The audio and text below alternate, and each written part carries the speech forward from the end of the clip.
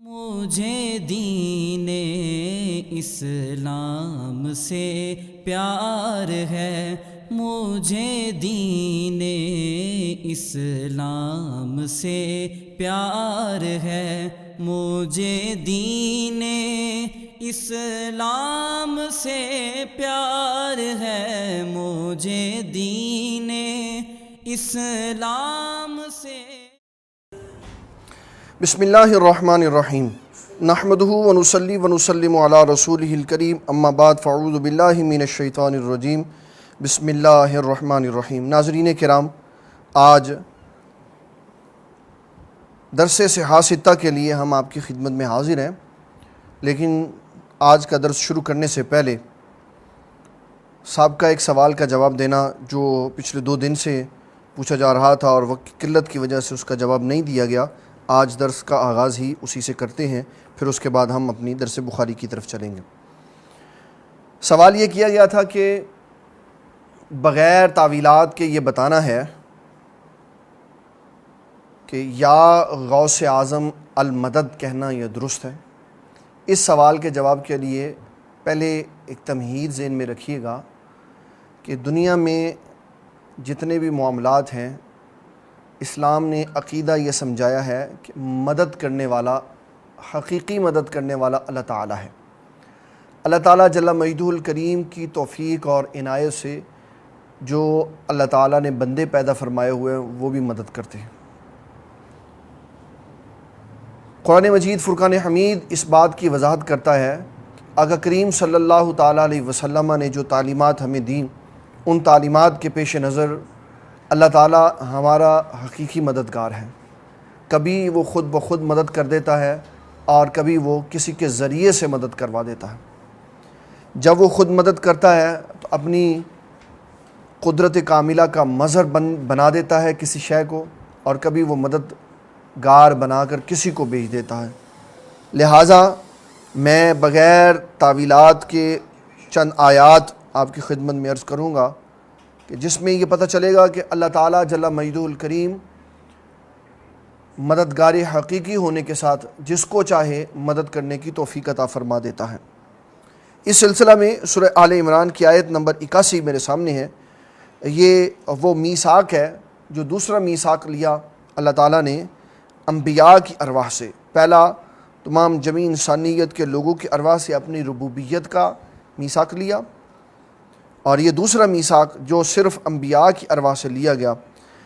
اللہ تعالیٰ فرماتا ہے، اے میرے انبیاء، میں تمہیں کتابیں اور حکمتیں دے دوں، پھر میرے رسول مصدق آ جائیں تو تم نے کیا کرنا ہے؟ لَتُؤْمِنُنَّ بِهِ وَلَتَنْصُرُنَّ، تم نے ان کے اوپر ایمان بھی رکھنا ہے اور ان کی مدد بھی کرنی ہے۔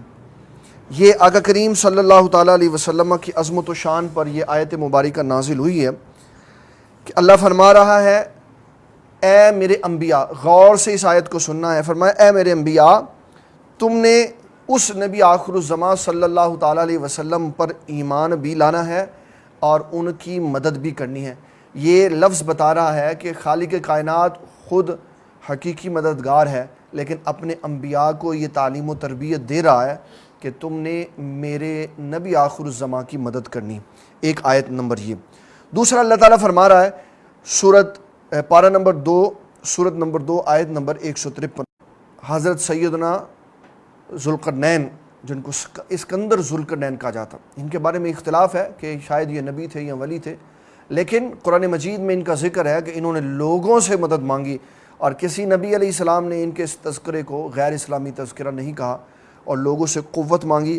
اور وہ مدد کیا تھی؟ لوگوں کو کہا کہ تم لوہا لے کے آؤ اور اس کے لیے آگ کا انتظام کرو تاکہ پگھلا دیا جائے، اور پگھلا کر سیسا پلائی ہوئی ایک دیوار بنا دی جائے تمہارے اور ان کے درمیان میں۔ اللہ تعالیٰ جل مجدہ الکریم سیدنا حضرت موسیٰ علیہ السلام کا ذکر کرتے ہوئے سورہ قصص میں یہ بات ارشاد فرما رہا ہے کہ حضرت موسیٰ علیہ السلام جب لوگوں کے آرام کا وقت تھا تو آپ دوپہر کے وقت میں اپنے علاقے میں داخل ہوئے، اور اس وقت میں جب لوگ آرام کر رہے تھے 2 افراد کو آپ نے لڑتے ہوئے دیکھا، اور وہ دونوں جو ایک ان میں سے آپ کے قبیلے کا تھا اور ایک آپ کے قبیلے کا نہیں تھا، تو اللہ تعالیٰ جل مجدہ الکریم نے اس کا ذکر کرتے ہوئے کہا ھذا من شیعتہ و ھذا من عدوہ، کہ ایک ان میں سے آپ کے گروہ کا تھا اور دوسرا آپ کے گروہ کا نہیں تھا۔ جو آپ کے گروہ کا تھا اس نے کہا فاستغاثہ الذی من شیعتہ علی الذین من عدوہ، کہ میں آپ سے استغاثہ مدد طلب کرتا ہوں، آپ میری مدد کریں اس میرے دشمن کے مقابلے میں۔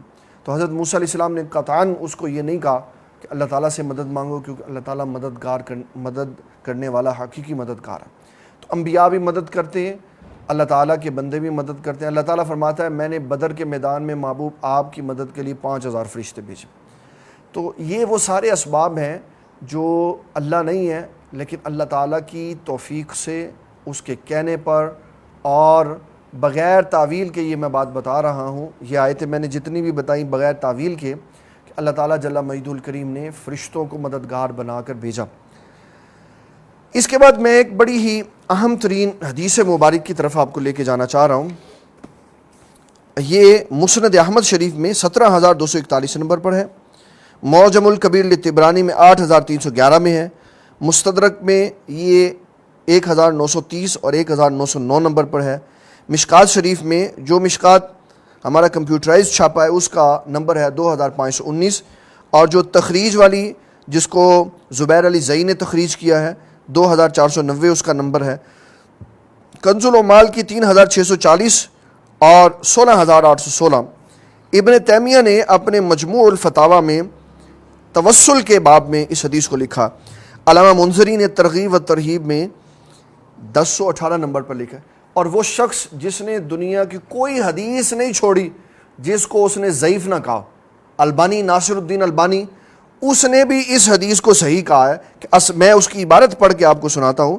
مشکات میں اس نے اپنی جو کتاب ہے اس کا نمبر لکھا ہے 2490، کہتا ہے اسنادہ صحیح ھذا الحدیث یدل علی التوسل بدعاء الصالحین الاحیاء، کہتا ہے یہ حدیث صحیح ہے اور اس کی سند بھی صحیح ہے، اور یہ دلالت کرتی ہے کہ توسل بذریعہ دعا زندہ نیک لوگوں سے لینا جائز ہے، زندہ نیک لوگوں سے۔ یہ اس نے اپنا عقیدہ لکھا، اور میں اس کے بعد آپ کو یہ روایت سنانے کے بعد میں بتاؤں گا کہ زندہ سے بھی لینا جائز ہے اور فوت شدہ سے بھی لینا جائز ہے۔ یہ میرے پاس حدیث لکھی ہوئی ہے، جو میرے پاس کتاب اصل بھی موجود ہے، لیکن کیونکہ کتابوں کا کافی سارا اکٹھ تھا تو میں نے اس کو پھر اس کا پرنٹ نکالا۔ مجموع الزوائد میں علامہ لکھتے ہیں باب مناقب فاطمہ بنت اسد، یہ باب ہے فاطمہ بنت اسد کے مناقب کا۔ یہ فاطمہ بنت اسد ہیں حضرت علی رضی اللہ تعالیٰ عنہ کی والدہ۔ فرماتے ہیں کہ حضرت انس بن مالک رضی اللہ تعالیٰ عنہ اس کے راوی ہیں کہ فاطمہ بنت اسد رضی اللہ تعالیٰ عنہ یہ فوت ہو گئی، اور یہ والدہ تھی علی المرتضیٰ رضی اللہ تعالیٰ عنہ کی۔ نبی صلی اللہ تعالیٰ علیہ وسلم ان کا کس طرح ذکر کرتے تھے؟ فرمایا رحمک اللہ یا امی کنتی امی بعد امی، فرمایا یا اللہ میری ماں پر رحم کر کیونکہ یہ میری حقیقی امی کے بعد امی ہیں۔ اس طرح آپ ان کا ذکر کرتے تھے۔ اور پھر جب ان کو غسل دے دیا گیا، اور آپ نے غسل دیتے ہوئے یہ فرمایا کہ ان کو 3 دفعہ غسل دینا ہے، اور پھر کافور بھی ان کو لگانا ہے، اور نبی صلی اللہ تعالیٰ علیہ وسلم نے اپنا لباس دیا کفن پہنانے کے لیے، اور پھر اپنے ہاتھوں سے ان کے لیے قبر میں اتارنے کا سامان مہیا کیا، اور قبر میں آپ کو اتارا حضرت اسامہ بن زید، حضرت ابو ایوب انصاری، حضرت عمر بن خطاب رضی اللہ تعالیٰ عنہ نے۔ اور پھر جب نبی صلی اللہ تعالیٰ علیہ وسلم نے یہ سارا معاملہ کیا، ثم اخرج ترابہ بیدہ، پھر آپ نے یہ غور سے حدیث سننی ہے، ثم اخرج ترابہ بیدہ، پھر آپ نے ان کو اندر دفنانے کے بعد ان کی قبر شریف کے اوپر مٹی ڈالی اپنے ہاتھوں سے۔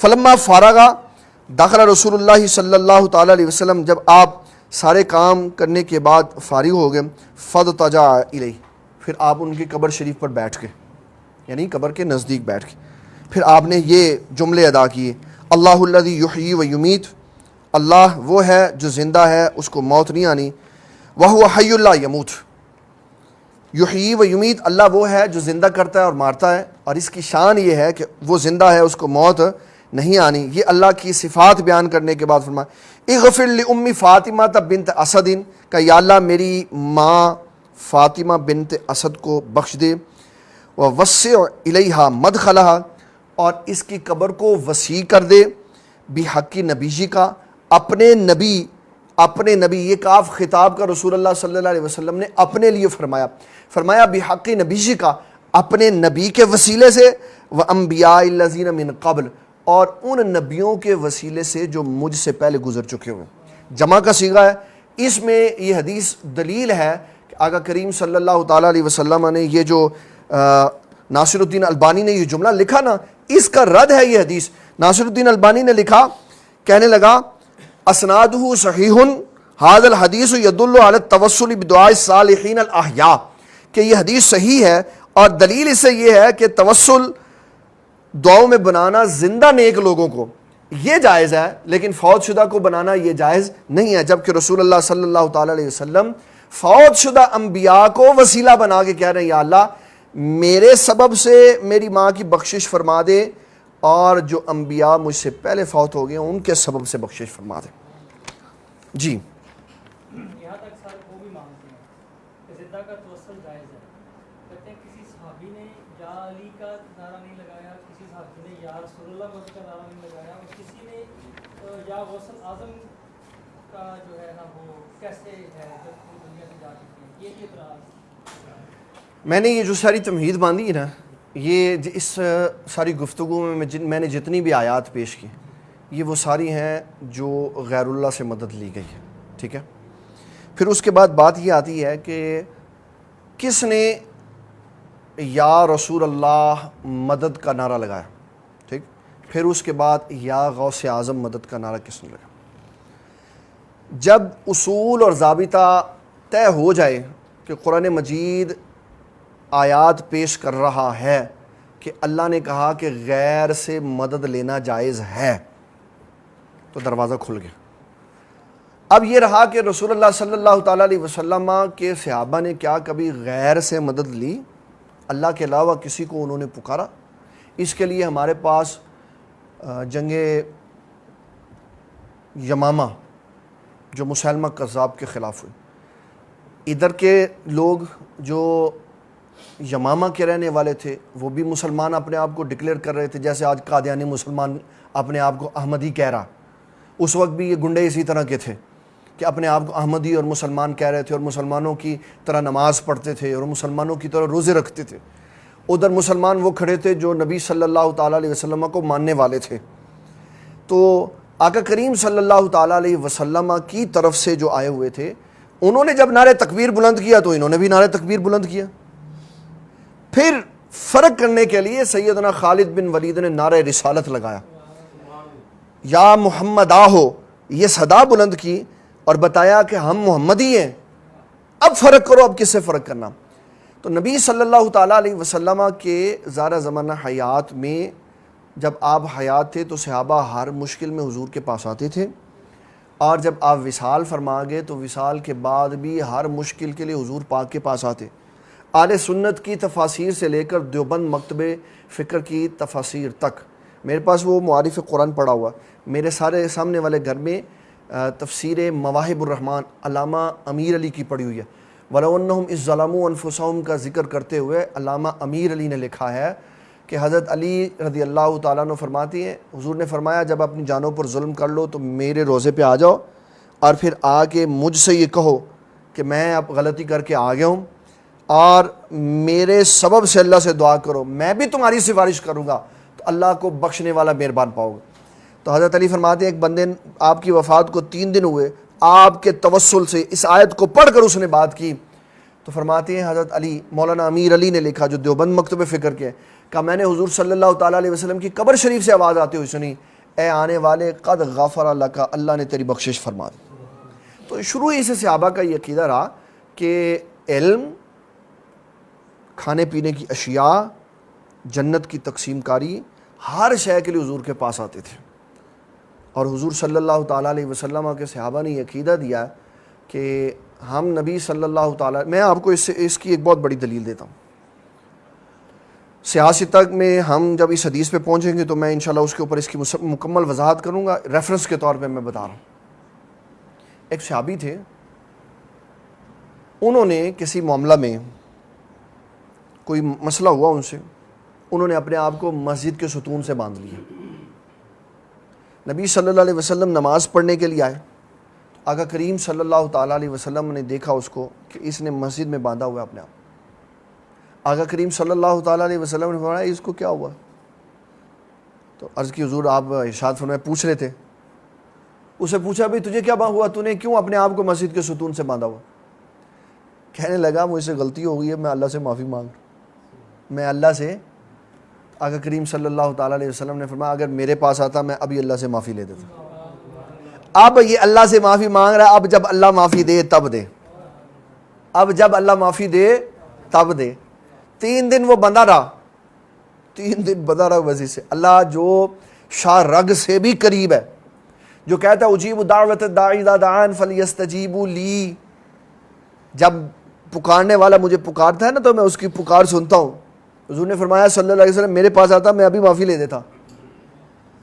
اب اللہ جب معافی دے تو دے. اللہ نے 3 دن اس کو معافی نہیں دی, اس لیے کہ اللہ نے بھی سمجھایا کہ تو خود میرے پاس آ رہا ہے, تو میرے محبوب نہیں بیٹھے ہوئے تھے, پہلے ان کے پاس جاتا. یہ نہیں ہے اس کا مطلب کہ اللہ معافی نہیں دیتا, اللہ معافی دیتا ہے, لیکن اللہ فرماتا ہے کہ میں بھی ہوں اور میں جس سے پیار کرتا ہوں وہ بھی ہے. اللہ اس کو رخ ادھر کرنا چاہتا. تو یہ میں نے بغیر اس کو کہہ سکتے ہیں کہ آپ یہ ادھر رکھ دیں, یہ آپ اس کو کہہ سکتے ہیں کہ بغیر تعویل کے میں نے بات کی ہے, وغیرہ میرے پاس 20 آیات لکھی ہوئی ہیں جو تعویل کی صورت میں ان کے معانی کی وضاحت کر کے بڑی لمبی چوڑی بات کر سکتا تھا, لیکن میں نے اپنے وقت کے پیش نظر بات لمبی نہیں کی, کیونکہ آج ہم نے حدیث شریف آگے پڑھنی ہے. تو آج ہماری بخاری شریف میں حدیث ہے, حدیث نمبر 10, اور ہمارا یہ آج کا لیکچر ہے, لیکچر نمبر 6. حدیث میں مجھے ہمارے ایک عالم دین ہیں حضرت علامہ مولانا محمد ظفر اقبال یوسفی صاحب, انہوں نے یہ کہا کہ آپ کم از کم حدیث کا متن ضرور پڑھا کریں تاکہ لوگوں کو پتہ چلے کہ ہم کس حدیث پہ بات کریں. امام بخاری نے کتاب الایمان دوسری کتاب کا 4تھا باب ہے, باب المسلم من سلم المسلمون من لسانہ و یدہ, اس کی پہلی حدیث ہے. اور بخاری کے اس چیپٹر میں ایک حدیث ہے اور 2 سندیں ہیں, اور یہ حدیث نمبر ہے 10. حدیث میں پڑھ دیتا ہوں. حضرت عبداللہ بن عمر بن عاص رضی اللہ تعالیٰ عنہ فرماتے ہیں رسول اللہ صلی اللہ تعالیٰ علیہ وسلم نے فرمایا المسلم من سلم المسلمون من لسانہ و یدہ والمہاجر من ہاجر ما نہی اللہ عنہ. اور دوسری ان کی حدیث ہے حضرت عبداللہ رضی اللہ تعالیٰ عنہ سے. عبداللہ جہاں پر بھی کتب حدیث میں لفظ آئے گا تو اس سے مطلقاً مراد ہوگا حضرت عبداللہ ابن مسعود رضی اللہ تعالیٰ. تو یہ حدیث عبداللہ ابن مسعود رضی اللہ تعالیٰ عنہ سے بھی ہے, اور یہ بخاری میں 10 نمبر پر بھی ہے, اور اس کے علاوہ 6484 نمبر پر بھی حدیث مبارک موجود ہے. جب ہم وہاں جائیں گے تو ہم اس کا ریفرنس دے کر پھر ہم بات آگے کر لیں گے کہ یہ حدیث ہم نے پیچھے بیان کر لی. اس میں جو نبی صلی اللہ تعالیٰ علیہ وسلم نے بات بیان فرمائی وہ بڑی قابل غور ہے. آقا کریم صلی اللہ تعالیٰ علیہ وسلم نے فرمایا کہ تم میں سے کوئی شخص اس وقت تک مسلمان نہیں ہو سکتا جب تک اس کی زبان اور اس کے ہاتھ سے دوسرا مسلمان محفوظ نہ رہے. اس میں یہ دعوت فکر ہے ان میرے بھائیوں کو جو ایسا کر کے سلام کرتے ہیں. یہ پوری جماعت ایک پورا گروہ ہے جو کہتا ہے جناب پورے کتاب و سنت میں ایک ہاتھ سے سلام لکھا ہوا, ایک ہاتھ سے سلام لکھا ہوا. اب یہ حدیث سنیں غور سے. فرمایا من سلم المسلمون من لسانہ و یدہ, کامل مسلمان وہ ہے جس کی زبان اور ہاتھ سے دوسرا مسلمان محفوظ رہے. میں یہ کہہ لوں کہ میرے 2 ہاتھ ہیں تو میں نے ایک ہاتھ سے, کیونکہ حدیث میں ایک ہاتھ کا ذکر ہے, یدہ, یدان یا یدین کا ذکر نہیں آیا, ید کا ذکر آیا, اس کا مطلب ہوتا ہے ایک ہاتھ. تو میں یہ اصول اور ضابطہ بنا لوں کہ میں نے اپنے دائیں ہاتھ سے آئندہ کے بعد اور اپنی زبان سے کسی کو کچھ نہیں کہنا. بائیں ہاتھ سے میں تھپڑ مار سکتا ہوں کیونکہ حدیث میں بائیں ہاتھ کا ذکر نہیں, کیونکہ جب کتاب باب السلام, کتاب الآداب اور باب السلام میں حدیث آتی ہے نا سلام کی, تو کہتے ہیں وہاں ید کا لفظ ہے، ایک ہاتھ سے سلام کیا جائے گا، اور اس لیے بڑے بڑے داڑھیوں والے اور بڑے بڑے دیندار لوگ ایک ہاتھ سے سلام کرتے ہیں، حدیث میں ایک ہاتھ۔ تو اب یہ میرے پیارے بھائی بتائیں، یہاں المسلم من سالم المسلمون من لسانہ و یدہ لکھا ہوا، ایک ہاتھ سے آپ نے اپنے مسلمان بھائی کو تکلیف نہیں پہنچانی۔ تو بات کلیئر ہو گئی، میں اس سے نہیں ماروں گا، میں آئندہ اس سے ماروں گا، اور اس کے باوجود بھی میں کامل مسلمان رہوں گا، اور پھر میں اپنا پیر استعمال کروں گا، کیونکہ حدیث میں پیر کا ذکر نہیں ہے۔ حدیث میں ذکر ہے من سلم المسلمون من لسانہ و یدہ، کہ میری زبان سے دوسرا مسلمان محفوظ رہے اور میرے ہاتھ سے دوسرا مسلمان محفوظ رہے۔ میرے پیر بھی آزاد ہیں، میں پیر سے بھی ٹھکائی کر سکتا ہوں اور میں بائیں ہاتھ سے بھی کر سکتا ہوں، اس لیے کہ بائیں ہاتھ کا ذکر حدیث میں موجود نہیں ہے۔ یہ وہ تعویل ہے جو وہ کرتا ہے جو ایک ہاتھ سے سلام لیتا، بس اس کی بھی تو یہی تعویل کرو نا، وہاں ایک ہاتھ کا ذکر ہے تو یہاں ایک ہاتھ کا ذکر ہے، یہاں دونوں ہاتھوں سے آپ کیوں اس دوسروں کو مسلمانوں کو محفوظ رکھتے ہیں؟ تو اس کے لیے قانون ضابطہ یاد رکھیں۔ ہمارے جسم کے وہ اعضاء، ہمارے جسم کے وہ اعضاء جو جوڑے جوڑے ہیں، جب کتب حدیث میں لفظ واحد کے ساتھ کسی ایک کا ذکر ہوگا تو دونوں مراد ہوں۔ کیا ہوگا؟ دونوں مراد ہوں۔ اب اس حدیث کو پڑھیں تو اس کا معنی یہ ہوگا من سلم المسلمون من لسانہ و یدہ، مسلمان تم ہو نہیں سکتے اس وقت تک جب تک تمہاری زبان اور تمہارے دونوں ہاتھوں سے مسلمان محفوظ ہیں، اور مارنے کا یہ پہلا آلہ ہے، پیر اس کے بعد ہے، تو جب اس سے روک دیا تو اس کے ضمن میں پیر سے بھی روک دیا، اس کے ضمن میں پیر سے بھی روک دیا۔ اب وہ حدیث غور سے پڑھیے گا جا کے کہ جس میں یہ کہا کہ مصافحہ ایک حضور ایک ہاتھ سے کرتے، جب ایک ہاتھ کا ذکر ہے، یہ جوڑا ہے، تو اس سے دونوں ہاتھ مراد ہوں گے کہ مصافحہ ہمیشہ دونوں ہاتھوں سے ہوگا۔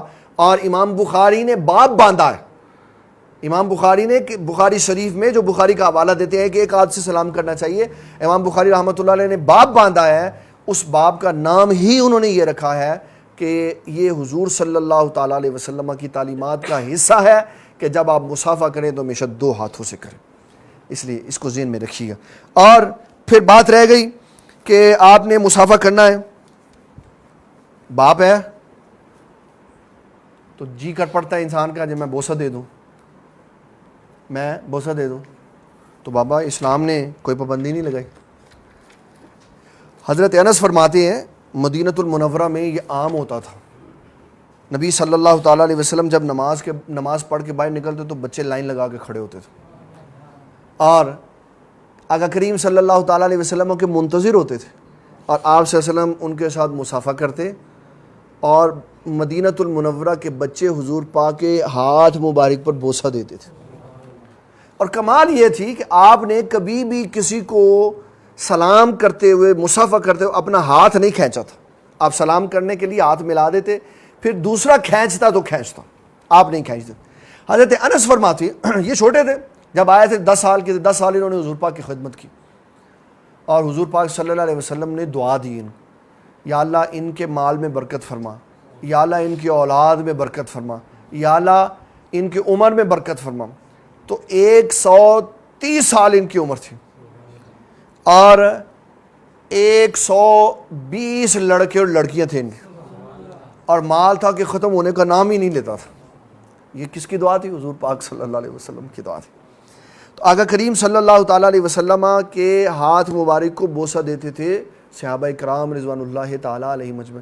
اب میں نے دیکھا ہے یہاں تو وہ کیونکہ یہ روٹین کی بات ہے، جو ادب کرنے والا تھا وہ ایسے ایسے کر کے بوسہ لیتا، بعض ہیں آگے ہاتھ اتنے چک کے بوسہ لیندے، بابا ہاتھ میں تو چل جائے گا، تو اگر کسی نے اپنے باپ کا پاؤں چوم بنایا ہے تو کی کہے گا ابا جی لات چوک کے میرے موڈے تے رکھو۔ اسلام نے اجازت دی، ماں باپ کے ہاتھ چومنے بھی جائز ہیں، ماں باپ کے پیر چومنے بھی جائز ہیں۔ اور ہمارے مرکز اسلام سعودی عرب سے البانی نے پٹھائی بٹھا دیا سب کا، اور ہر محبت اور ادب رسول والی اور ادب صحابہ والی حدیث کو ضعیف کہہ کر اس نے خارج کر دی۔ وہ میرے پاس الادب المفرد سامنے پڑی ہوئی، میں نے نشان لگایا ہوا اس کے اوپر، اس حدیث کو ضعیف کہہ کر البانی نے، ناصر الدین البانی صاحب نے، کہ حضرت عباس رضی اللہ جو حضور کے چچا ہیں، حضرت علی کے چچا ہیں، حضرت علی اپنے چچا عباس کے ہاتھ بھی چومتے تھے، پیر بھی چومتے تھے۔ کہتے ہیں یہ ضعیف ہے، باہر نکالو اس کو۔ بھئی جس نے لکھی ہے اس کو نہیں پتہ ضعیف ہے. اور کتب حدیث میں صحیح اسناد کے ساتھ بھی یہ باتیں ساری لکھی ہوئی ہیں کہ صحابہ کرام رضوان اللہ تعالیٰ علیہم اجمعین جب حضور پاک کے پاس آتے تھے تو حضور پاک کے ہاتھ بھی چومتے تھے، پیر بھی چومتے تھے. کسی نے منع نہیں کیا. سجدے سے منع کیا. کس سے منع کیا؟ ایک بندہ ہیراکل کے علاقہ سے آیا، ایک بندہ بحرین سے آیا، اس نے آ کر نبی صلی اللہ تعالیٰ علیہ وسلم کو سجدہ کر دی. آپ کا مزاج بڑا نرم مزاج تھا، آپ کے پاس فتوے والی مشین نہیں تھی، آپ کافر نہیں کرتے تھے فوری طور پر، تحمل مزاجی سے. ایک بندے نے مسجد میں پیشاب کر دیا، آقا کریم صلی اللہ علیہ وسلم نے اس کو کچھ نہیں کہا. لوگ بڑے روکے، آپ نے کہا ٹھہر جاؤ، اگر دوران پیشاب اس کو روکا تو یہ بیمار ہو جائے، اب کر لینے دو اس کو. جب اس نے کر لیا تو آپ نے دو حکم فرمائے. ایک فرمایا پانی بہا کے اس کو صاف کر دو. دوسرا اس کو کہا کہ اللہ کے بندے مسجد میں پیشاب نہیں کرتے. بات ٹھیک ہو، اس کو سمجھ آ.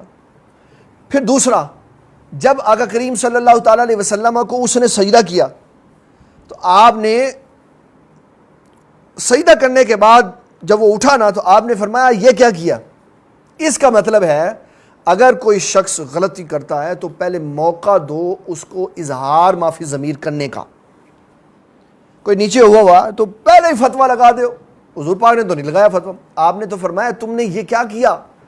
عرض کرنے لگا آقا کریم صلی اللہ تعالیٰ علیہ وسلم میں فلانے علاقے میں رہتا ہوں، وہاں لوگ اپنے بادشاہوں کو سجدہ کرتے ہیں، تو میں نے یہ سمجھا کہ آپ ہمارے لیے سب سے زیادہ عزت و احترام والے ہیں تو میں آپ کو سجدہ کروں، تو اس لیے میں نے آپ کو سجدہ کر دیا. آقا کریم صلی اللہ تعالیٰ علیہ وسلم نے فرمایا اچھا مجھے بتاؤ اگر تم میری قبر کے قریب سے گزرتے تو سجدہ کرتے؟ کہا نہیں حضور. تو فرمایا اسی طرح مجھے اب بھی سجدہ نہیں کرو. آپ نے فرمایا اسلام میں اگر اللہ نے کسی کے لیے سجدہ جائز رکھا ہوتا تو میں عورت کو حکم دیتا اپنے شوہر کو سجدہ کر. بات سمجھا دی، نہ آپ ہائپر ہوئے نہ کسی کو ہائپر ہونے دیا، تحمل مزاجی سے بات سمجھا. تو اسلام میں سجدہ نہیں ہے، اسلام میں قیام رکوع نہیں ہے، قیام تعظیمی ہے. قیام تعظیمی یہ بخاری شریف میرے پاس پڑھی ہوئی ہے. اس میں جب ہم جہاد کا ٹاپک پڑھیں گے تو اس میں بنو قریظہ کا جب ذکر آئے گا، بنو قریظہ کا، یہ وہ غزوہ ہے کہ جب نبی صلی اللہ تعالیٰ علیہ وسلم غزوہ سے واپسی لوٹے تو آپ نے ابھی گرم پانی اپنے سر پہ ڈال کے غسل کیا اور آپ لباس تبدیل کر کے آئے تو حضرت جبرائیل علیہ السلام آ گئے. تو حضرت جبرائیل علیہ السلام کو رسول اللہ صلی اللہ علیہ وسلم دیکھا تو آپ نے فرمایا آپ نے جنگی لباس نہیں اتارا؟ کہا حضور اللہ نے ایک اور غزوے کا حکم دے دیا، بنو قریظہ کی طرف چلنا. آپ نے فرمایا آپ نے کہا ہی نہیں کہ ابھی کوئی بندے زخمی ہیں، ابھی کچھ ہے، ابھی بیمار ہیں، ابھی تھکاوٹ نہیں ہوتی. آپ نے حضرت بلال سے فرمایا چلو اذان دو. اس اذان کا بے وقتی اذان کا مطلب تھا، اب تو لوگ چھٹی اذان تکلیف کے اوپر بھی پریشان ہو جاتے ہیں نا کہ یہ رات کو 9 بجے 10 بجے کیوں اذان دی. حضور صلی اللہ تعالیٰ علیہ وسلم کا تو جب جی چاہتا تھا آپ اذان دلوا دیتے تھے. چھٹی اذان تکلیف دے رہی ہے، کس کے لیے دی؟ اذان دی مصیبت سے بچنے کے لیے. کوئی مصیبت نہیں، کوئی پریشانی، صرف حکم دینا تھا. آپ نے بلال سے کہا بلال اذان دو. اذان دی تو لوگ آ گئے سارے. جی حضور ابھی تو کسی نے نہیں کہا حضور ہونے تے کار گئے سا. جی حضور حکم. آپ نے فرمایا اللہ کی طرف سے حکم آیا قریظہ کی طرف جانا. چلے گئے. اب وہاں ایک واقعہ ہوا، وہ واقعہ یہ ہوا کہ ایک دفعہ اس سے پہلے کسی غزوہ میں عبداللہ بن ابی بن سلول نمائندہ مسلمانوں کا بن کے گیا اور اس نے کافروں کے ساتھ ڈنڈی ماری اور مسلمانوں کا حق تلف کیا اور کافروں کے ساتھ مل گیا. اس واقعے کا بنو قریظہ والوں کو پتا تھا کہ عبداللہ بن ابی بن سلول جیسا بندہ یہاں ادھر موجود ہے. تو انہوں نے کہا کہ اگر یہ کر سکتا ہے تو ہم سعد بن معاذ رضی اللہ تعالیٰ عنہ کو بلاتے ہیں، وہ ہمارے قبیلے کے ہیں، ہماری سائیڈ لیں گے. اب سعد بن معاذ اتنے شدید زخمی تھے وہ بنو قریظہ میں آئے نہیں. تو آقا کریم صلی اللہ تعالیٰ علیہ وسلم نے ان سے کہا کہ سعد بن معاذ کو اگر بیچ میں نمائندہ بنانا ہے نا تو وقت دو، وہ مدینہ شریف میں ہے، ہم ان کو بلا کے لے آتے. 4 پائی کے اوپر ان کو رکھ کے لایا گیا. جب وہ ان کی 4 پائی قریب آئی تو نبی صلی اللہ علیہ وسلم نے ان کے ساتھیوں سے، ان کے قبیلے والوں سے کہا قوموا الی سیدکم، اپنے سردار کی تعظیم میں سارے کھڑے ہو جاؤ. بخاری میں لکھا آپ نے تعظیم میں سب کو کھڑا کروایا. عرض کی حضور مجھے کس لیے یاد فرمایا؟ آپ نے فرمایا وہ کہہ رہے ہیں ہم نے آپ سے بات کرنی. کہا حضور آپ کے ہوتے ہوئے تو میں بات نہیں کر سکتی. آپ نے فرمایا نہیں میں تمہیں اپنا نمائندہ بنا کے بھیج رہا ہوں. اور آپ نے زبردست فیصلہ کیا. آپ نے فرمایا میں حضور کا غلام ہوں, کوئی رعایت نہیں ہوگی, جس نے مسلمانوں کے خلاف تلوار اٹھائی اس کو قتل کیا جائے گا. 770 یہودی قتل کیے گئے وہاں پہ. حضرت سعد بن معاذ فرمانے لگے کہ میں حضور کے ساتھ غداری کا سوچ ہی نہیں سکتا. تم نے کیسے سمجھا؟ اس حدیث میں لکھا ہوا ہے قوموا الی سیدکم, رسول اللہ صلی اللہ تعالیٰ علیہ وسلم نے فرمایا اپنے سردار کی تعظیم میں کھڑے ہو جاؤ. تو باپ کی تعظیم میں کھڑے ہونا, استاد کی تعظیم میں کھڑے ہونا, شیخ کی تعظیم میں کھڑے ہونا, شیخ کے ہاتھ چومنے. داد صاحب رحمۃ اللہ علیہ تو کشف المعجوب شریف میں لکھا, آپ نے فرمایا جب میں نے حضرت بلال رضی اللہ عنہ کے مزار پر حضور پاک کی زیارت کی تو میں نے آپ کے ہاتھ بھی چومے, پیر بھی چومے. اس کا مطلب ہے یہ شروع سے چلا آ رہا. جی پیر بھی میں نے اس میں یہ ساری چیزیں لکھی ہوئی ہیں, میں آپ کو وضاحت کرتا ہوں. محبت 3 طرح کی ہوتی ہے. محبت 3 طرح کی ہوتی ہے. ایک محبت ہوتی ہے جس کو کہتے ہیں محبت عظمت. یہ اپنے سے بڑی عمر والوں کے ساتھ ہوتی ہے, ماں باپ کے ساتھ. اس میں ہاتھ کا بوسہ ہے, اس میں پیر کا بوسہ. نمبر 2 ایک ہے محبت شفقت جو اپنے سے کم عمر والوں پہ ہوتی ہے. ایک ہے محبت استحسان برابر والوں پہ.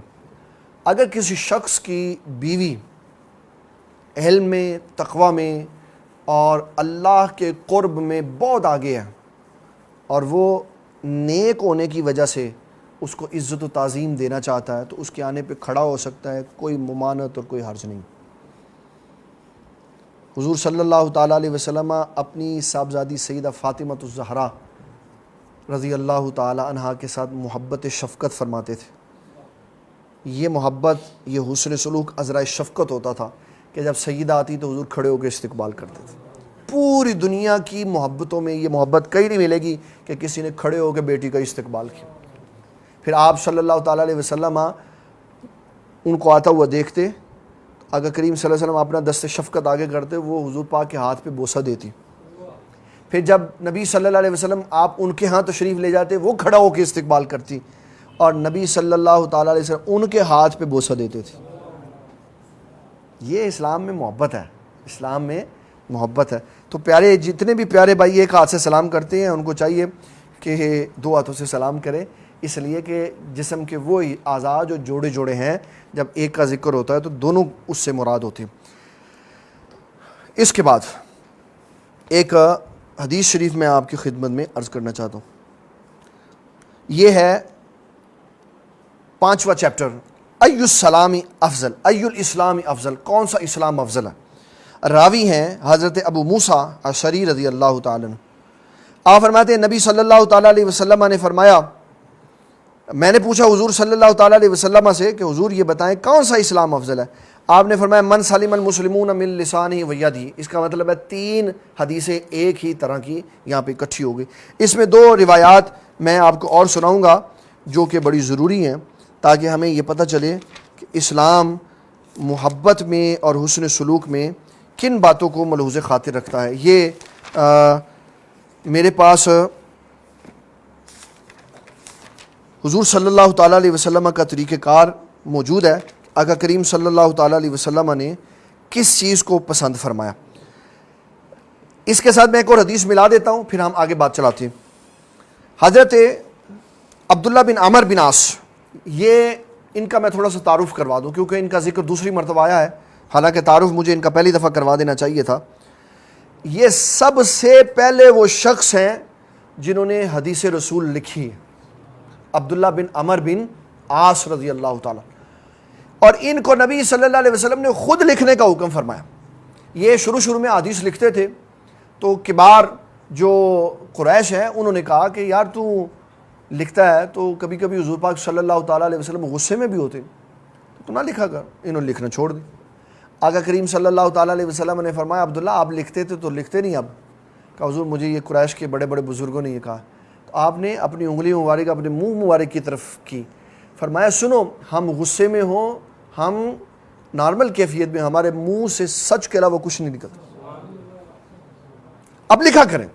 تو یہ وہ پہلے بندے ہیں عبداللہ بن عمر بن عاص رضی اللہ تعالیٰ عنہ جنہوں نے حدیث لکھی. اور امام بخاری رحمۃ اللہ علیہ نے ان کا بار بار ذکر کیا ان کا ذکر کتاب العلم میں کتابت العلم کے باب میں بھی آئے گا، وہاں یہ حدیث آئے گی انشاءاللہ چند دنوں کے بعد، جس میں یہ حضور پاک فرمائیں گے کہ آپ میری حدیث سے لکھا کریں۔ یہ ہے سب سے پہلے، یہ بخاری آئی 200 سال کے بعد۔ عبداللہ بن عمر بن عاص نے حضور پاک صلی اللہ علیہ وسلم کی زبان وحی ترجمان سے حدیث سن کے لکھی۔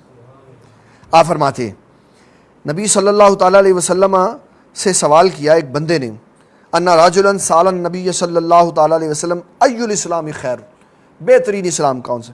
آپ نے فرمایا تطعم الطعام، کھانا کھلانا بہترین سلام، جو نگینہ سوشل ویلفیئر سوسائٹی کر رہی، اور بھی بڑے کر رہے ہیں، دعوت اسلامی والے کر رہے ہیں اور تحریک لبیک والے کر رہے ہیں، جس کو اللہ تعالیٰ نے توفیق دی ہے وہ کر رہا ہے۔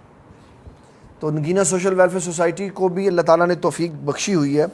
آج 2400 خاندانوں میں راشن تقسیم ہوا ہے، 2400 خاندانوں میں راشن تقسیم ہوا ہے۔ اللہ تعالیٰ کے فضل و کرم سے جو پنجاب کے، ہمارا یہ پنجاب ہے، اس میں جتنے بھی کام کر رہے ہیں جو حکومتی سطح کے اوپر، جن کی رپورٹ ہے، نگینہ سوشل ویلفیئر سوسائٹی اللہ کے فضل و کرم سے سب سے اوپر ہے۔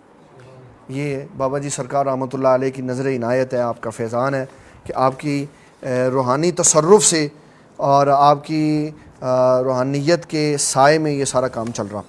اب اس حدیث میں ایک بڑا جملہ آنے والا ہے جو سمجھنے والا۔ فرمایا وَتَقْرَأُ السَّلَامَ عَلَىٰ مَنْ عَرَفْتَ وَمَنْ لَمْ تَعْرِفْ، کہ بہترین اسلام یہ ہے کہ لوگوں کو کھانا کھلاؤ اور تو سلام کر ہر اس شخص کو جس کو تو جانتا ہے اور ہر اس شخص کو جس کو تو نہیں جانتا۔ ہاں جی، یہ ہے اصل بات کہ آقا کریم صلی اللہ تعالیٰ علیہ وسلم نے سلام کرنے کا حکم ارشاد فرمایا۔ وہ جب ہم جائیں گے نا کتاب الحدود میں تو امام بخاری لکھیں گے کہ شراب خور کو سلام نہیں کر سکتے آپ۔ پھر امام بخاری حدیث کتنے جائے گی؟ آپ نے کہا آپ اس کو جانتے ہیں یا نہیں جانتے، اس کو سلام کرے، ادھر آپ نے لکھا کہ شراب خور کو سلام نہیں کیا جا سکتا۔ اس کا مطلب ہے بندوں کی تخصیص کرنی پڑے گی، ہر بندے کو سلام نہیں ہے۔ ہاں، جو گناہ کبیرہ سے لتھڑا ہوا نہیں ہے اس کو سلام کیا جا سکتا، چاہے وہ کالے رنگ کا ہے چاہے وہ سفید رنگ کا ہے۔ اور محدثین نے وضاحت کر کے بتا دیا کہ وہ شخص جو عالم ہے، علم والا ہے، تقوی والا ہے، وہ کسی کو بھی سلام کر سکتا ہے اس ارادے اور نیت سے کہ میرے حسن سلوک سے یہ بندہ نیک ہو جائے گا۔ اور غیر عالم، شرابی کو، بدکار کو اور بدعقیدہ کو سلام نہیں کر سکتا کہ اس کے ساتھ صحبت رکھنے کی وجہ سے اس کے اپنے عقیدے میں خرابی ہو سکتی ہے۔ اور جو عالم ہے وہ کسی سے بھی سلام لے سکتا ہے۔ قادیانی اسے باہر ہے، قادیانیوں سے سلام نہیں لیا جا سکتا، نہ جانتے ہوئے نہ انجانے میں۔ جس طرح عیسائیوں سے سلام نہیں لیا جا سکتا نا کہ وہ ہمارے مذہب کے نہیں ہیں، یہ وہ ہیں غیر مسلم، یہ ہیں کافر، وہ ہیں غیر مسلم، وہ اپنے مذہب اور ایمان اور عقیدے کے مطابق کسی کو مانتے ہیں، اور یہ نبی صلی اللہ تعالیٰ علیہ وسلم کی نبوت کے منکر ہیں، اور یہ حضور کے ختم نبوت کے بعد کسی اور کو نبی مانتے ہیں، اس لیے ان کے ساتھ سلام نہیں لیا جا سکتا۔ اور ہمارے سوشل میڈیا کے فورم پر یہ بات بڑی عام چل رہی ہے کہ ٹائیگر فورس کے نام کے اوپر کئی بھرتیاں ہو رہی ہیں اور جو مشکوک افراد ہیں، تو یہ حکومت کی ذمہ داری ہے کہ حکومت ہر ایسے مشتبہ آدمی کو جو حضور صلی اللہ تعالیٰ علیہ وسلم کی ختم نبوت کا منکر ہے اس کو اس کی آئیڈینٹیفیکیشن کرے اور اس کو وہاں سے نکالے۔ لیکن وہ لوگ کیسے نکالیں گے جو اپنے ہسپتالوں سے داڑھی رکھنے والوں کو باہر نکال رہے ہیں اس بنیاد پر کہ آپ یہاں داڑھی منڈوا کے آئیں یا ادارہ چھوڑ کے چلیں؟ یہ نبی صلی اللہ تعالیٰ علیہ وسلم کے دین کے ساتھ سخت ترین بغاوت کا دور چل رہا۔ اللہ تعالیٰ ہمیں اس سختی والے دور میں عزم و استقلال سے حضور کی سنت پر قائم رہنے کی توفیق عطا فرما۔ دوسری بات، کھانا کھلانے میں مسلم اور غیر مسلم کا کوئی فرق نہیں ہوتا۔ سلام میں فرق ہے کہ غیر مسلم کو آپ سلام نہیں کر سکتے، لیکن کھانا کھلانے میں کوئی فرق نہیں، آپ غیر مسلم کو بھی کھلا سکتے۔ غیر مسلم کو بھی، ہمارے جو مفسرین صوفیہ کرام ہیں انہوں نے لکھا کہ حضرت سیدنا ابراہیم خلیل اللہ علیہ السلام آپ لنگر شریف اکیلے نہیں کھاتے تھے، کسی مہمان کا انتظار کرتے۔ ایک دن ایک بد مذہب غیر مذہب والا آ گیا، مسلمان نہیں تھا، اللہ کو نہیں مانتا تھا، تو آپ نے فرمایا دعا پڑھ لے، بسم اللہ پڑھ لے۔ کہنا اللہ کون ہے؟ آپ نے فرمایا کہ تو اللہ کو نہیں جانتا؟ اللہ ہمارا رب کہتا میں تو نہیں جانتا. اب چل اٹھ یہاں سے, اٹھ جا یہاں سے. اس کو اٹھا دیا اور پھر اللہ تعالیٰ جل مجید الکریم نے کہا ابراہیم علیہ السلام ہم نے تو اتنے سالوں سے اس کو رزق کھلایا, آپ نے کیوں اٹھا دیا؟ جائیں اس کو لے کے آئے. پھر آپ گئے اس کو لے کے آئے تو کہنے لگا اچھا آپ کا رب اتنا کریم ہے؟ کہا ہاں. کہا پھر مجھے بھی آپ اپنے دین میں شامل کر لیں. یہ صوفیاء کی روایت ہے جو وہ اپنے ایک انداز میں محبت میں سنا دیتے ہیں. واللہ عالم یہ صحیح ہے کہ نہیں؟ قربانی کا گوشت کا بھی حکم ہے غیر مسلم؟ جی قربانی کا گوشت قربانی میں ہم ڈسکس کریں گے, ابھی قربانی دور ہے تو پھر میں وہاں اس کا مسئلہ آپ کی خدمت میں عرض کروں گا. تو فرمایا تطعم الطعام وتقرأ السلام علی من عرفت ومن لم تعرف, آپ جس کو جانتے ہیں اس کو کھانا کھلائیں, جس کو نہیں جانتے اس کو کھانا کھلائیں, لیکن سلام اس کو کریں جو مسلمان ہے. جو اس امام بخاری رحمۃ اللہ علیہ کی اس حدیث سے تو یہ پتہ چلتا ہے کہ ہر ایک کو سلام کریں, لیکن جہاں کتاب الحدود میں جا کے انہوں نے شراب کا ذکر کیا کہ شرابی کو سلام نہیں کر سکتے, اس کا مطلب ہے گناہ کبیرہ کے مرتکب کو سلام نہیں کر سکتے. اور میں نے اس کی وضاحت کر دی ہے کہ وہ کر سکتا ہے جس کو یہ پتہ ہے کہ میری محبت اور میرے حسن سلوک سے یہ گناہ سے باہر نکل سکتا.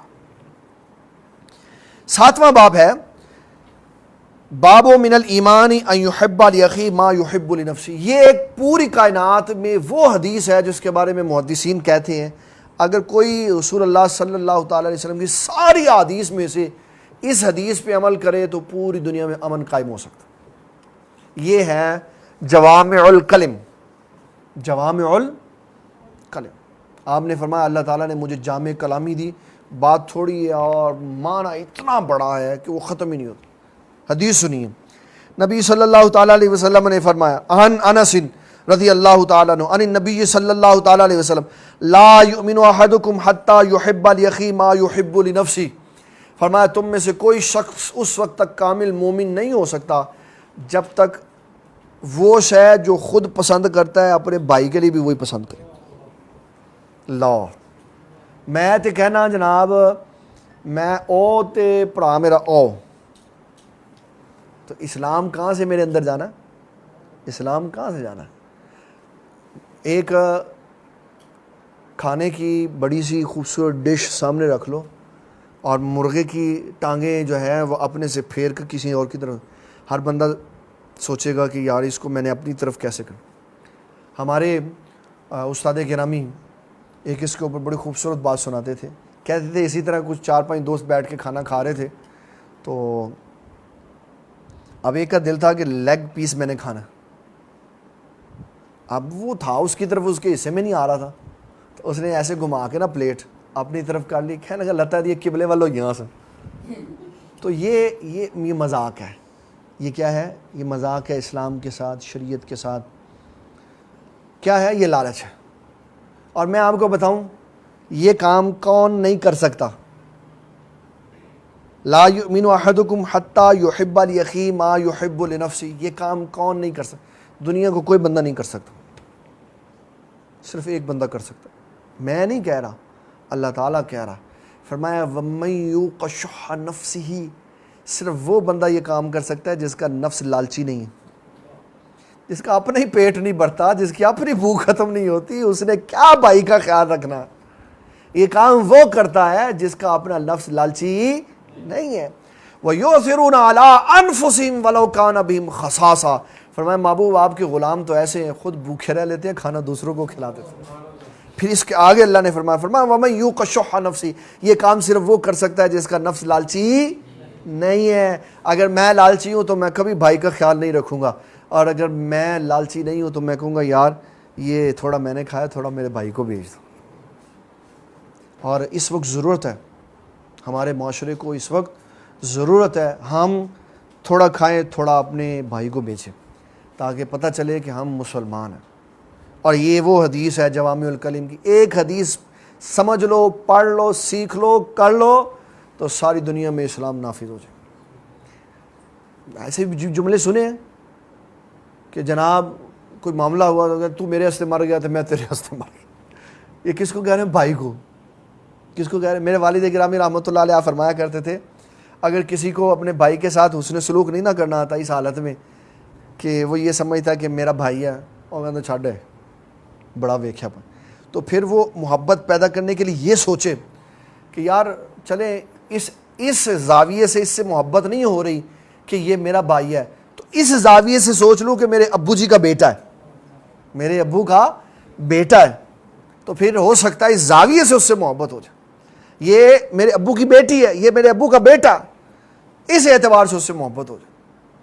اور یہ خاندانوں میں محبت قائم رکھنا یہ بہت ضروری ہے. اسلام نے محبت قائم رکھی. اسلام نے, میں اس کے لیے بڑی سادی سی بات کہوں گا اور اس میں الجھنے والی کوئی بات نہیں ہے, یہ فلسفہ اسلام ہے. کوئی میری بات سن کے کہے جی ہمیں ڈیگریڈ کیا, تو نہیں, میں نے ڈیگریڈ نہیں کیا, اور میں کسی شخص کو ڈیگریڈ نہیں کرتا, میں تو اسلام کی بات سنا. ہمارے خاندانوں میں جب ماموں آتے ہیں نا, ماموں, تو کہتے ہیں چندہ ماموں ہے. کیا ہے؟ چندہ. لوگوں کی محبتیں نانکوں کے ساتھ زیادہ ہوتی ہیں, دادکوں کے ساتھ کم ہوتی. ہمارا خاندان الحمدللہ ایسا ہے, ہماری نانکوں دادکوں سبھی کے ساتھ محبت ہے. کوئی ایسا نہیں ہے جس سے ہم نے کم محبت کی. نانکوں سے بھی بڑی محبت ہے, دادکوں سے بھی بڑی محبت. دونوں کے ساتھ بیلنس ہے, دونوں کے ساتھ بیلنس اسلام نے سکھایا. وہ جو ماں پرورش کرتی ہے نا, اگر وہ اسلام پڑھی ہوئی ہوگی تو وہ اپنے بھائی کو بھی چاند بنائے گی, اپنے شوہر کے بھائی کے بارے میں بھی اچھی بات اپنے بیٹی کو سکھائے. عورتیں کہتی ہیں کہ چندہ ماموں چاچا چل چھڑ چاچے نو کی کرنا, تو وہ پھر وہ ڈیگریڈ ہو جاتا. باپ کے پاس کیونکہ وقت نہیں ہوتا تربیت کا, تو یہ تربیت کا سارا ذمہ ماں کے پاس ہوتا ہے, تو پھر چندہ ماموں ماموں ہوتا.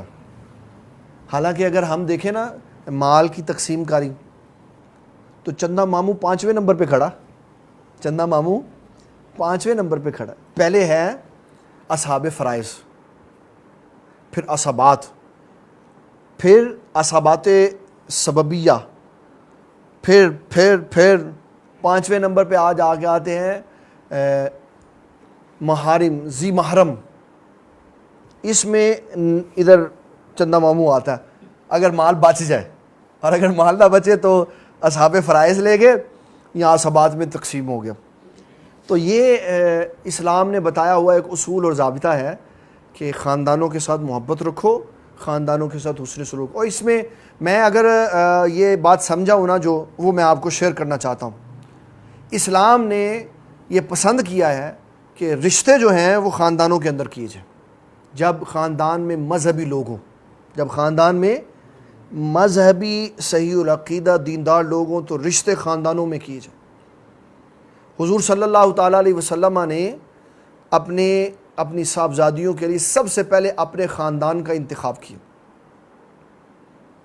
پھر جب آپ نے اعلان نبوت فرمایا تو پھر آپ نے سارا معاملہ اسلام کی بنیاد کے اوپر کیا.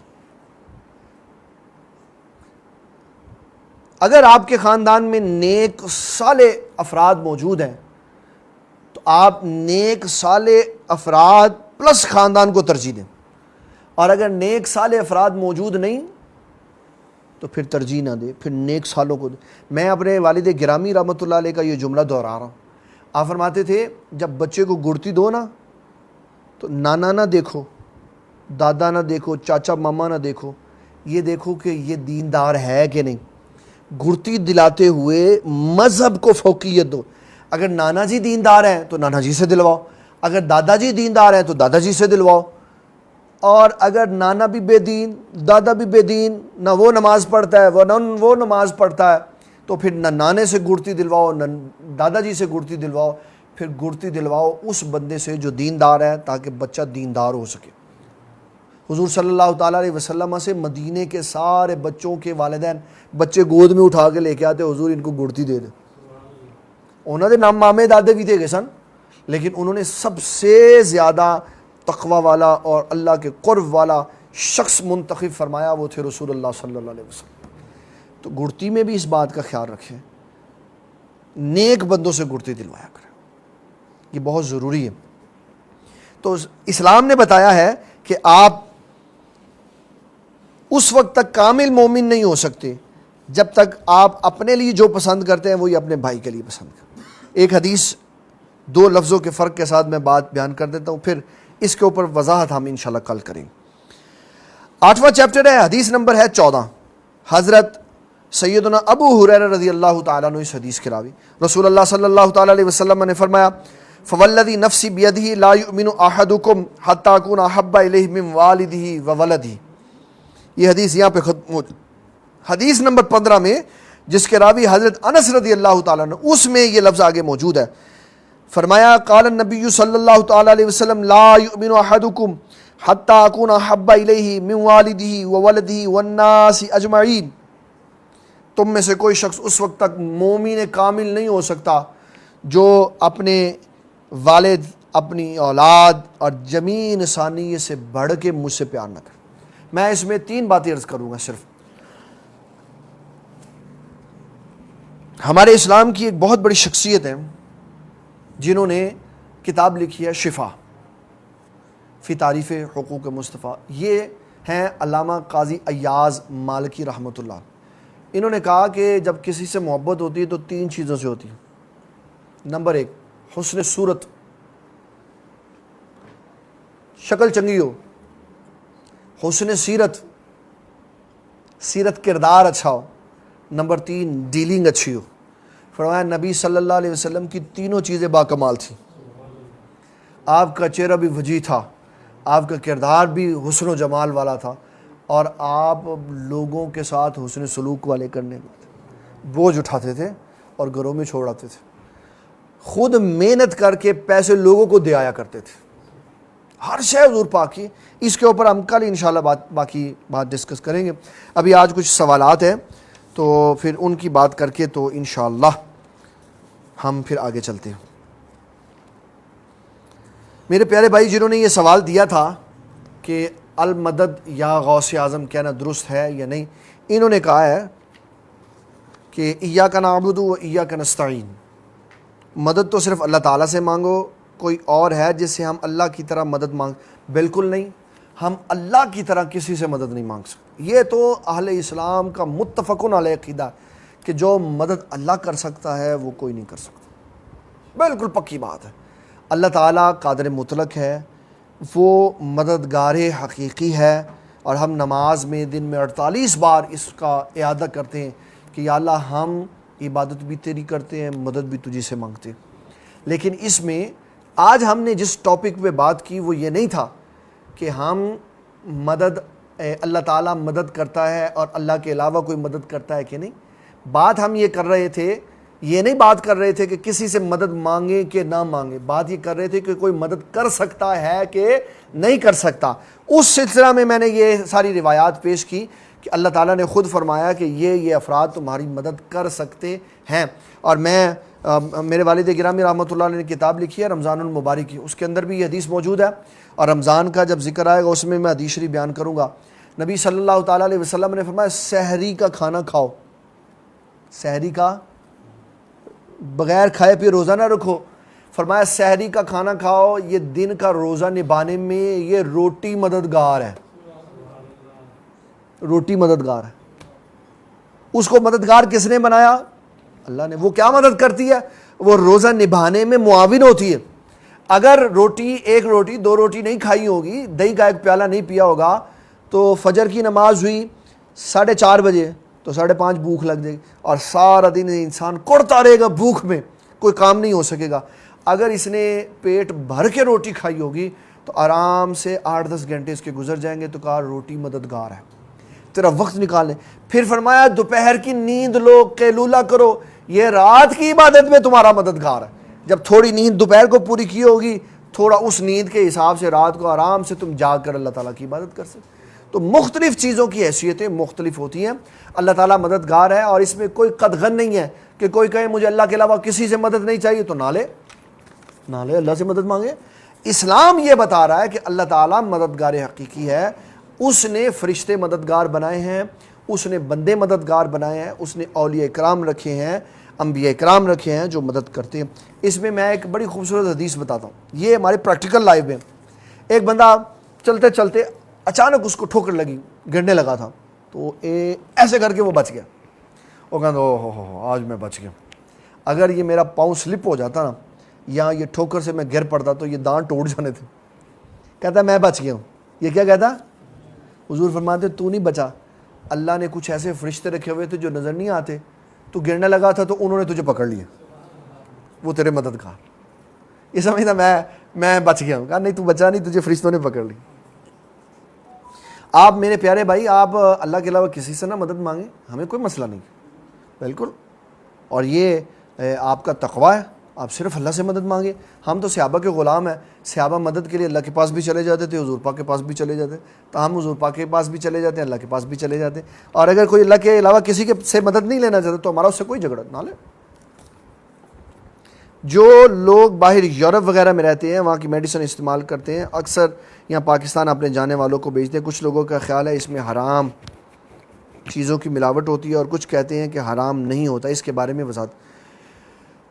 پاکستان میں تو واللہ عالم, مجھے نہیں پتا کہ میڈیسن والی جو کمپنیاں ہیں وہ کتنا سچ بولتی ہیں, لیکن باہر کی کمپنیوں کے اوپر جو لیبل لگا ہوتا ہے اس کے اندر وہ چیزیں موجود ہوتی ہیں, کیونکہ وہاں یہ قانون کا حصہ ہے کہ جو آپ نے اس کی ڈیٹیل میں نہیں نہ دیا, یا اس میں جو دیا ہوا ہے وہ اندر نہیں ہے, تو آپ کی کمپنی بند ہو جائے گی, کیونکہ آپ لوگوں کے ساتھ دھوکہ کر رہے ہیں.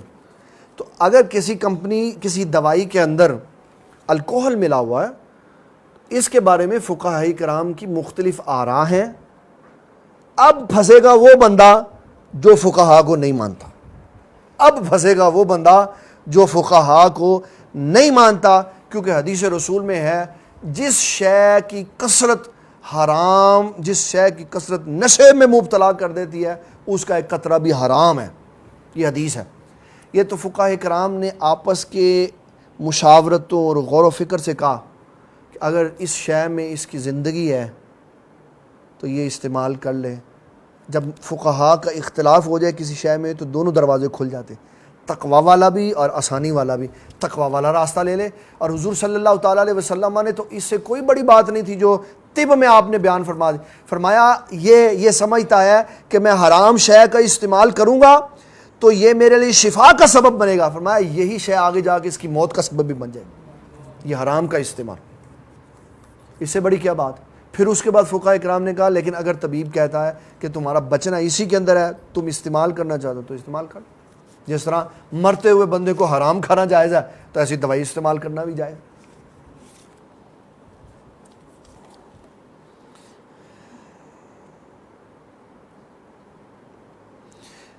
یہ نماز کے کچھ مسئلے ہیں, تو انشاءاللہ جب نماز کا چیپٹر آئے گا تو بخاری میں نماز بڑی دلچسپ ہے, وہ بڑا لطف آئے گا انشاءاللہ تعالی.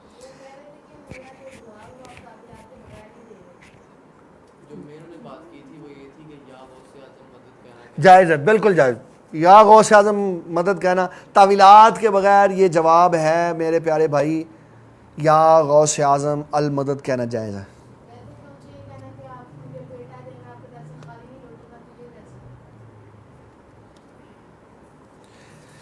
اس میں اسلام نے عقیدہ سمجھایا ہے, اس میں اسلام نے عقیدہ سمجھایا ہے کہ اولاد اللہ دیتا ہے. اولاد کون دیتا ہے؟ اللہ دیتا ہے. قرآن مجید یہ تفسیر ابن عباس, یہب لمن یشاء اناثا و یہب لمن یشاء الذکور, اللہ فرماتا ہے لڑکیاں بھی میں دیتا ہوں, لڑکے بھی میں دیتا. او یزوجہم ذکرانا و اناثا, جس کو چاہتا ہوں لڑکیاں دے دیتا ہوں, جس کو چاہتا ہوں لڑکے دے دیتا ہوں, اور جس کو چاہتا ہوں دونوں دے دیتا ہوں. وَيَجْعَلُ مَن يَشَاءُ عَقِيمًا, اور جس کو چاہتا ہوں مدتوں میں بانجھ رکھتا ہوں, کچھ بھی نہیں دیتا. اِنَّهُ عَلِيمٌ قدیر, میں علم والا بھی ہوں, میں قدرت والا بھی ہوں. یہ عقیدہ مسلمہ ہے. کوئی بزرگ, کوئی نیک بندہ, کوئی غوث, کوئی ولی بیٹے نہیں دیتا, بیٹے اللہ دیتا.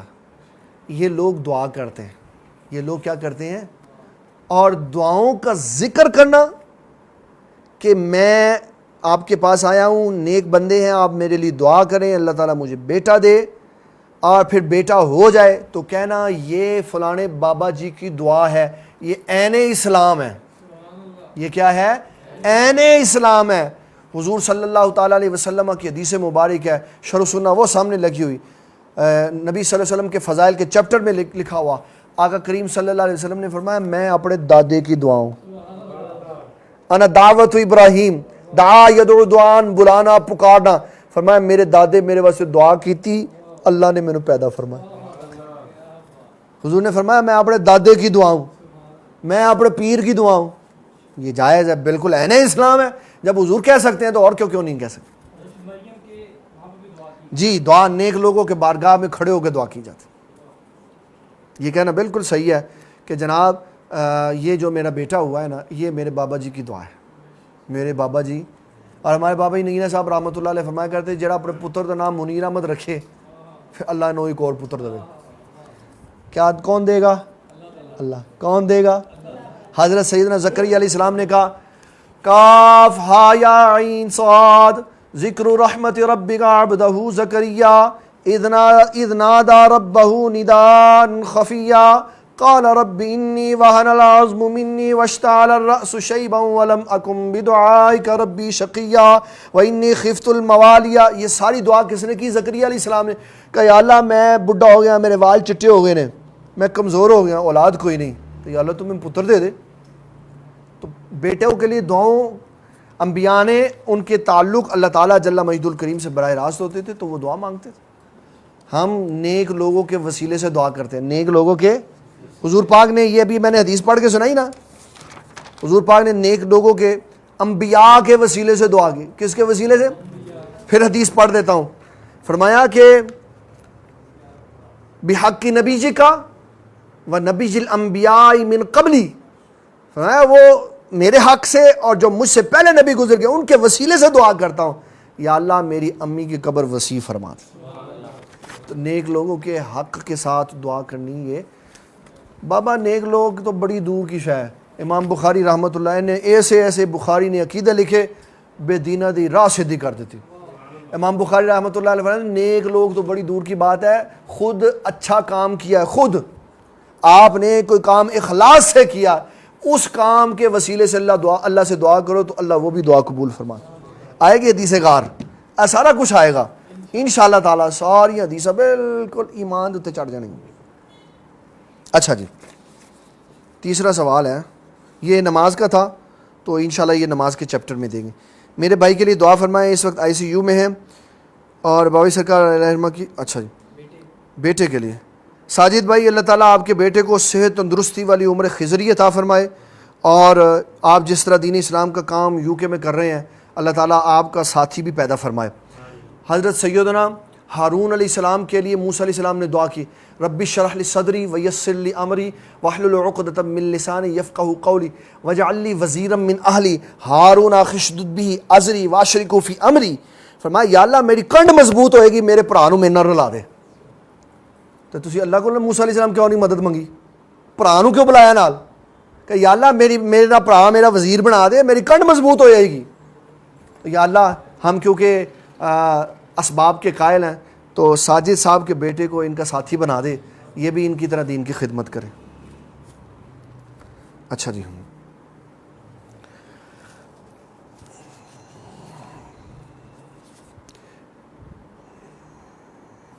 آپ نے حضرات انبیاء سے جو میثاق لیا تھا وہ کون سی مدد تھی؟ اور دین کو پھیلانے میں مدد تھی، نہ کہ جس طرح کے غوث اعظم کہہ کر لوگ مانگتے ہیں. بادشاہ ذوالقرنین نے کون سی مدد مانگی تھی؟ Man power. اور پھر وسیلے کو آپ نے ساتھ جوڑ کر گڑمڑ کر دیا. سوال وسیلے کا نہیں، صرف مدد کا ہے. اور بھائی میں نے اس کی وضاحت کر دی ہے ساری. اور یہ بات رہ گئی کہ حضرت موسیٰ علیہ السلام نے ہماری کون سی مدد کی؟ انہوں نے 50 نمازوں کی 5 کر دی. نہیں مدد ماننی تو 50 پڑھیا کرو. 50 کی 5 کر دی. نبی صلی اللہ علیہ وسلم سے تو مانگنا جائز ہے، لیکن ولی اللہ سے مدد مانگنا کیسا؟ یہ جواب دے دیے ہیں سارے. اکثر لوگ کہتے ہیں کہ رات کو برتن دھو کر رکھنے چاہیے، اگر دھو کر نہ رکھے جائیں تو ساری رات بدوا دیتے. ہاں یہ ہے، رات کی بات نہیں، یہ مطلقاً بات ہے. یہ کیا ہے؟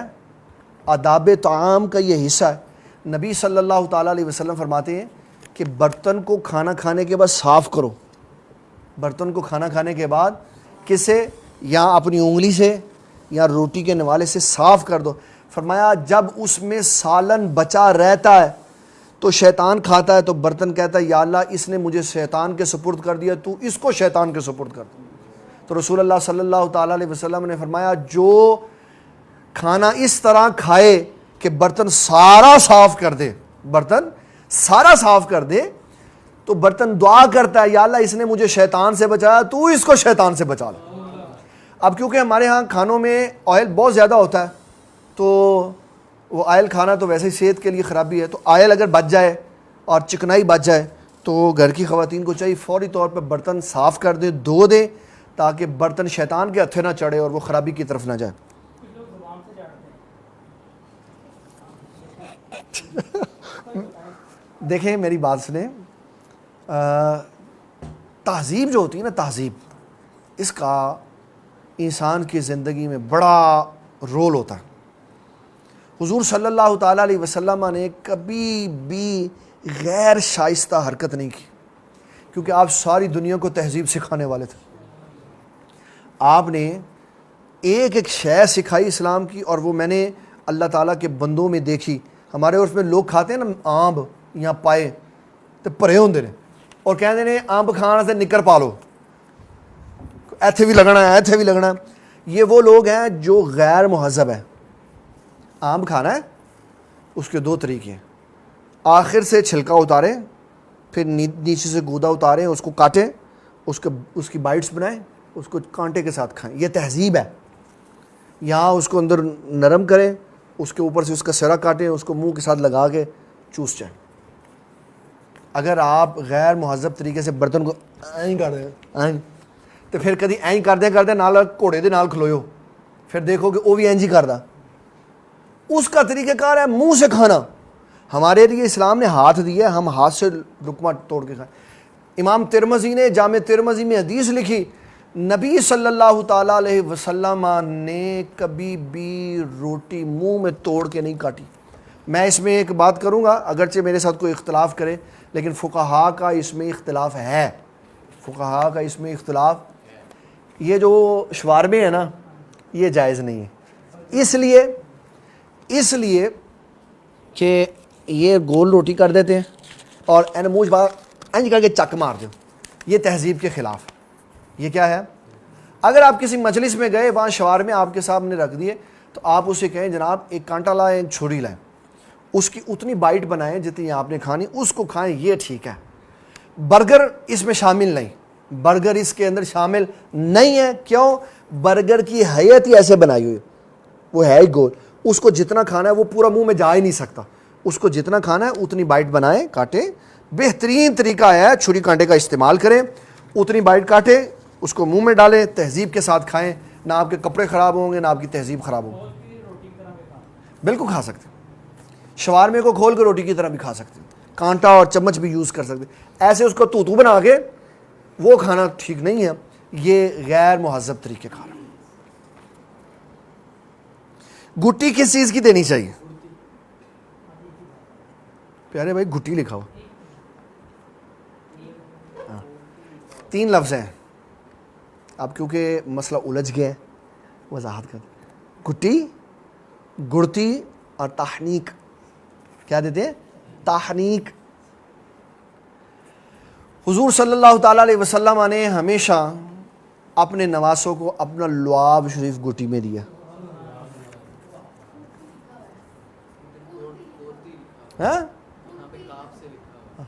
اب بس ایک ہی ہے، وہ یہ پوچھنا چاہ رہے ہیں، کیونکہ ہماری بات اسی سلسلے میں ہوئی ہے تو یہی پوچھنا چاہ رہے ہیں۔ اعلیٰ حضرت رحمۃ اللہ نے فتاوی رضویہ میں لکھا ہے، فرمایا کہ بچوں کو میٹھی شے سے گڑتی دو، اس کے اندر اس میٹھے کی وجہ سے اس کے اندر حلم پیدا ہوتا، اور اگر کوئی بہت کڑا آدمی ہے نا، تتے توے تے بیٹھا ہے اور پوچھو تینوں گڑتی کی دیتی سے کہ مرچا تو نہیں سن کھوائی۔ جب آپ میٹھا کھلائیں گے نا تو میٹھے کے ساتھ طبیعت میں حلم اور بردباری پیدا ہو۔ یہ اعلیٰ حضرت رحمۃ اللہ نے فتاوی رضویہ میں لکھا۔ ان کو کوئی حدیث دکھا دو، ہر میٹھی شے گڑتی میں استعمال ہو سکتی۔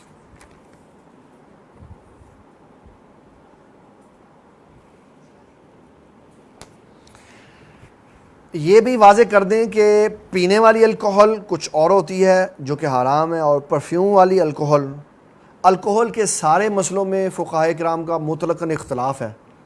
تقویٰ یہ ہے کہ استعمال نہ کریں، تقویٰ یہ ہے کہ استعمال نہ کریں، اور فتویٰ یہ ہے کہ اجازت ہے، گنجائش ہے، آپ استعمال کر سکتے ہیں دوائیوں میں بھی اور پرفیوم میں بھی تقویٰ اور فتویٰ کے اوپر دونوں مسئلے چلتے ہیں، کیونکہ جب اس کے اندر الکحل ہوگی اور یہ ہم یہاں اپنے جسم کے اوپر لگائیں گے تو اتنی حد شرع کو یہ گھیرتا نہیں ہے جیسے کپڑے کی حد پوری ہو جاتی ہے، اور وہ ہے چوتھائی حصے سے کم ہوتا ہے، اس لیے اس کے لگے لگے بھی نماز پڑھ سکتے ہیں۔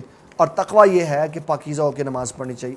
ہمارے ہاں جو سینیٹائزر آج کل یوز ہو رہے ہیں ان کے اندر بھی الکحل ہے، اور جو کریمیں استعمال ہوتی ہیں ہاتھوں کے اوپر لگانے والی وہ بھی الکحل ہے۔ میں اس کا آپ کو حل بتانے لگا ہوں۔ جس طرح ہر مسئلے میں مسئلے کے ساتھ تقویٰ موجود ہوتا ہے، اسی طرح کمپنیز متقی اور مسلمان دونوں کے لیے چیزیں بناتی ہیں۔ ہم نے نگینہ مسجد میں جو سینیٹائزر استعمال کیا ہے نمازیوں کے لیے، جو پنکھے کی صورت میں سینیٹائزر کی ہوا پڑتی ہے، جب صاحبزادہ بشیر احمد یوسفی صاحب نے پہلے دن یہ کہا نا کہ سینیٹائزر لگا کے ہیں، تو لوگوں نے گالیاں نکالی بڑی لمبی لمبی، کیونکہ لوگوں کا کام ہے کہ بات دیکھتے ہیں، نہ شخصیت دیکھتے ہیں نہ انسانوں کا کام دیکھتے، تو گالی نکالتے ہیں، کیونکہ ماں باپ نے سکھائی گالی۔ جب آواز سنی پیدا ہوتے ساتھ تو گالی سنی، جب جوان ہوا تو گالی سنی، جب ماں باپ کو دیکھا تو تہذیب سے خالی دیکھا تو گالی نکالنی، اور کیا کرنا۔ مہذب بندے گالی نہیں نکالتے۔ اب وہ انہوں نے 150-200 بندوں نے گالیاں نکالی ہوئی تھی، پھر انہوں نے وضاحت کی اور ڈبہ دکھایا کہ ہم یہ وہ سینیٹائزر دے رہے ہیں جو الکحل فری ہے۔ تو ایسی چیزیں مارکیٹ میں ملتی ہیں جن میں الکحل ہوتا ہے، ایسی چیزیں بھی ملتی ہیں جس میں الکحل نہیں ہوتا۔ ہمارا جب کتاب الطب آئے گی تو کتاب الطب میں جب میڈیکل کا ذکر آئے گا تو میں وہاں تفصیلی طور پہ بیان کروں گا الکحل کس میں ملاؤ تو باقی رہ جاتی ہے، کس سے وہ اڑ جاتی ہے، کس سے اس کی حیت چینج ہو جاتی ہے، کس سے کیا ہوتا ہے، یہ انشاءاللہ طب کے باب میں ذکر کریں گے۔ پھر تسی کہنا جی ہوں تو ڈاکٹر بھی سن لگنا، انشاءاللہ یہ طب میں پوری بات بیان ہوگی، کیونکہ اسلام کے اندر طب ہے اور طب کے اندر سارے مسائل ہیں۔ اللہ تعالی ہمیں نبی صلی اللہ علیہ وسلم کی تعلیمات کے مطابق زندگی گزارنے کی توفیق عطا فرمائے۔ اللہم صلی علی سیدنا و مولانا محمد و علی سیدنا و اصحاب سیدنا و مولانا محمد مبارک وسلم وصلی علیہ۔ یا اللہ ہمارے اس درس صحاح ستہ کو اپنی بارگاہ میں قبول و منظور فرما۔ یا اللہ یہ ہمارے بزرگوں کا فیضان ہے، یہ سارے ادارے چل رہے ہیں، یہ تعلیماتی کام ہو رہا، یا اللہ اس کا ثواب بندہ نچیز کے والد گرامی رحمۃ اللہ علیہ کی روح مبارک کو پیش کرتے ہیں قبول و منظور فرما۔ آپ کے درجات بلند فرما۔ ہمارے یہاں موجود جتنے پیارے بزرگ پیارے بھائی موجود ہیں، جن کے والدین وفات پا چکے ہیں، یا اللہ سب کے درجات بلند فرما۔ جن کے والدین حیات ہیں یا اللہ ان کو خدمت کرتے ہوئے ان کے ہاتھ پیر چومتے رہنے کی توفیق عطا فرما۔ یا اللہ دین اسلام کے کام دن رات کرنے کی توفیق عطا فرما۔ کرونا کے اس عذاب سے نجات عطا فرما۔ یا اللہ پوری دنیا کے لوگ جو اس میں مبتلا ہیں سب کو نجات عطا فرما، بالخصوص ہمارے کشمیری بھائی جو 344 دن ہو گئے ہیں قید میں مبتلا ہیں، یا اللہ ان کو بھی نجات عطا فرما۔ یا اللہ 1 سال ہونے والا کس مشکل کی وہ زندگی گزار رہے ہیں، یا اللہ ان کے لیے بھی خاص کرم فرما۔ صلی اللہ تعالیٰ علی حبیبہ محمد و آلہ وصحبہ اجمعین۔ مجھے دین اسلام سے پیار ہے، مجھے دین اسلام سے پیار ہے، مجھے دین اسلام سے پیار ہے، مجھے دین اسلام سے پیار